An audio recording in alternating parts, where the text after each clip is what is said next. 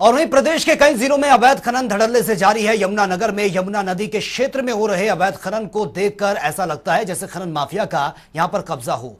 Eco sensitive zone है और यहां खनन करना पूर्ण रूप से प्रतिबंधित है। बावजूद इसके खनन माफिया समय समय पर इको सेंसिटिव नदी के क्षेत्र में अवैध खनन करते हुए नजर आते हैं। ये रिपोर्ट आप देखिए। प्रदेश में पैर पसार रहे हैं खनन माफिया। यमुना पर धड़ल्ले से अवैध खनन, खनन से बदला यमुना नदी का बहाव। खनन कर जेबें भर रहे हैं खनन माफिया।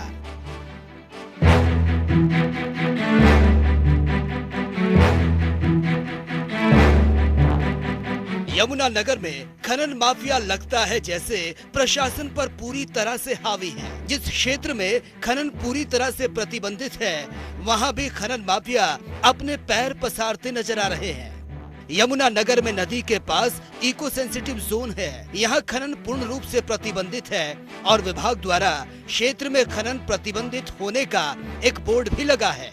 बावजूद इसके खनन माफिया यहाँ पर खनन करते साफ नजर आ रहे हैं, जिसका जीता जागता उदाहरण यमुना नदी के बीचों बीच लगा ये बिजली विभाग का भारी भरकम खंबा है, जिसकी नींव तक खनन माफियाओं ने खोद डाली। यमुनानगर में खनन माफिया की कारगुजारियां धीरे धीरे सामने आ रही हैं। मैं इस समय खड़ा हूं मांडेवाला के उस जंगल में जिसको खनन माफिया द्वारा बहुत ही बेरहमी से खोद दिया गया है। आप मेरे पीछे देख सकते हैं कि यह मांडेवाला का किसी समय जंगल हुआ करता था और ये जो जंगल है इसको माइनिंग माफिया द्वारा इस कदर खोद दिया गया कि कम से कम जहां मैं खड़ा हूं वहां से 100 से 150 फीट की ऊंचाई पर सड़क है जहां लोगों का अक्सर आवागमन रहता है। मैं बता दूं कि इस जंगल के एक तरफ जो है नदी बहती है जो कि हाइडल पावर प्रोजेक्ट चलाती है, वहीं बीच में एक छोटा सा रास्ता है और उस रास्ते के साथ एक खैर का काफी बड़ा विशाल जंगल था और आज यह जंगल सिकुड़कर छोटा हो चुका है क्योंकि माइनिंग माफिया द्वारा इस जंगल को बहुत ही बेरहमी से खोदा गया है। और यही नहीं, जितनी मैं आपको ये जगह दिखा रहा हूं ये इतनी ही जगह पे इसको नहीं खोदा गया, बल्कि मांडेवाला गांव से लेकर ताजेवाला गांव तक लगभग 4 से 5 किलोमीटर का ऐसा दायरा है जहां माइनिंग माफिया द्वारा इस क्षेत्र को खोदकर एक बहुत ही गहरी और बहुत ही लंबी एक नदी बना दी गई है। और ये नदी बनी है हाइडल नदी के बिल्कुल पैरेलल पर। सबसे बड़ी बात इसमें यह है कि जंगल का विभाग जो है, जंगल महकमा जो है, वो भी इतनी खुदाई के बाद सोता रहा और माइनिंग विभाग तो पहले ही सो रहा है क्योंकि उनको तो कुछ दिखाई ही नहीं देता। अगर दिखाई देता तो ये जो नदी इस तरह से बना दी गई है अवैध माइनिंग के माध्यम से, जंगल को खोद दिया गया है, हरियाली को पूरी तरह से खत्म कर दिया गया है, ये आज ना होती। 10 से 15 फीट तक यमुना का सीना चीरकर खनन माफिया अपनी जेबें भर रहे हैं। अवैध खनन के चलते हथनी कुंड बैराज पर खतरा मंडरा रहा है और खनन विभाग कुंभकर्णी नींद सोया है। खनन माफिया ने वन विभाग से जुड़ी पंचायत की उस जमीन को भी नहीं छोड़ा जिस पर खैर के हजारों पेड़ लगाए हुए थे। हैरानी की बात तो ये है कि विभाग भी करोड़ों रुपए की जमीन खोदे जाने के बाद भी आंखें बंद किए बैठा है। अगर कार्रवाई भी होती है तो खाना पूर्ति के लिए सिर्फ शिकायत दर्ज करवाई जाती है।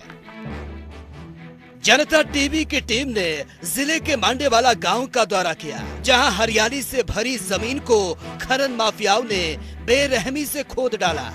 गांव के पास नहर के दोनों तरफ सैकड़ों एकड़ में नहर विभाग और पंचायत की जमीन है जिस पर खैर के लाखों पेड़ खड़े थे।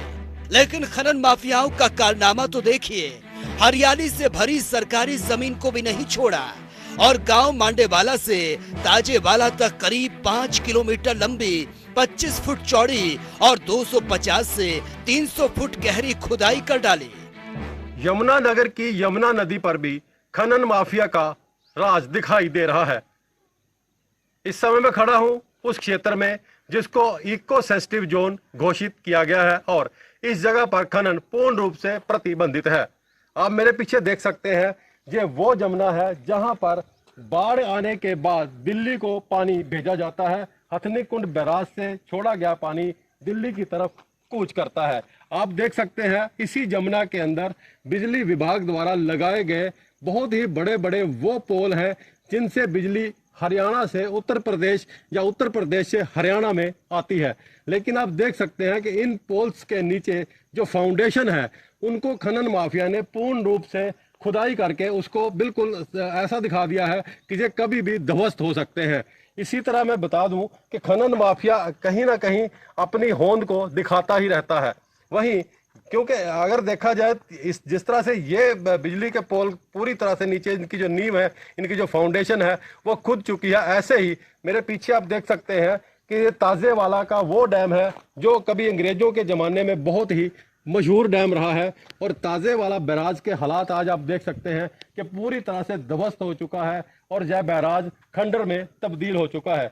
और इस बैराज के टूटने के पीछे जो कारण है वो भी कहीं ना कहीं माइनिंग ही बताई जाती है, क्योंकि बैराज के बिल्कुल नीचे माइनिंग होने के कारण इस बैराज को पूरी तरह से ध्वस्त होना पड़ा। सबसे बड़ी बात यहाँ ये है कि इतना ज़्यादा खनन होने के बाद भी यहाँ का जिला प्रशासन और माइनिंग विभाग पूर्ण रूप से मौन है। जैसे लगता है कि यह विभाग कहीं ना कहीं माइनिंग माफिया के नीचे या एहसानों के नीचे दबा हुआ है। खनन माफियाओं ने ये भी नहीं सोचा कि उनके द्वारा की जा रही इस खुदाई से वो पर्यावरण से खिलवाड़ ही नहीं कर रहे, बल्कि वो नहर को भी खतरे में डाल रहे हैं। हमने अपनी गाड़ी खनन माफियाओं की खोदी गई एक खाई में उतारी। खाई इतनी गहरी थी कि ऊपर से देखने पर गाड़ी एक माचिस की डिब्बी जितनी छोटी नजर आ रही थी। इसी से अंदाजा लगाया जा सकता है कि खनन माफियाओं ने कितनी गहरी खाई खोद डाली है। यमुना नगर से जनता टीवी के लिए सर्वजीत की रिपोर्ट।